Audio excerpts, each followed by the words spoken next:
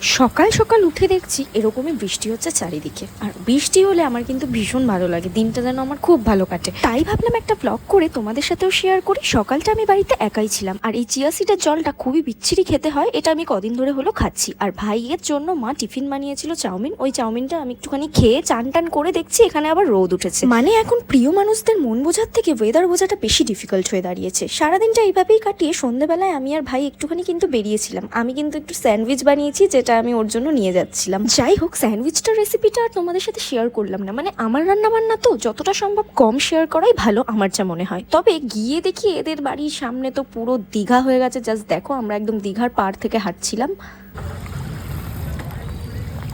টিফিনটা অত দূর থেকে নিয়ে আসতে আমার কতটা কষ্ট হয়েছে আমি বলতে পারবো না, কিন্তু এনার আমার সমস্ত রান্না খেয়ে মানে বেশিরভাগই আমার রান্না খারাপই হয়। আর সেই খারাপটাকেই ও ক্যামেরার সামনে যখন ভালো বলে, সেটাই ওর যে কতটা কষ্ট হয় সেটা কিন্তু আমি জানি। অ্যাকচুয়ালি শুধু ক্যামেরার সামনে নয়, ক্যামেরার পিছনে ওকে ভালোই বলতে হয়, নইলে তো ক্যামেরার পিছনে ও মারধর খাবে, সেটা তোমরা তো দেখতে পাবে না। তাই জন্য ও কিন্তু ভালোই বলে। ও একা কেন টেস্ট করবে, সব ক্ষেত্রেই ও কিন্তু আমাকেও টেস্ট করা যায়। হোক, আমিও একটু খেয়ে নিলাম। এবার আমরা হাঁটতে হাঁটতে যাচ্ছিলাম বাড়ির দিকে, আর এখন বাড়ি কিন্তু প্রায় চলেও এসেছি। তোমাদের আর ক্যামেরায় দেখানো হয়নি, এখনো টাটা করে চলে যাচ্ছে। বাড়ি ফিরে দুটো ডার্ক ফ্যান্টাসি নিয়ে আমি আর ভাই কিন্তু ঝগড়া করছিলাম, কারণ ও আমাকে ভাঙাটা দিচ্ছিল বলে আমি রেগে যাচ্ছিলাম। যাই হোক, তোমাদের এই ছোট্ট ব্লগটা কেমন লাগলো আমাকে অবশ্যই জানিও। নেক্সট আরেকটা ব্লগে খুব শিগগিরই দেখা হচ্ছে।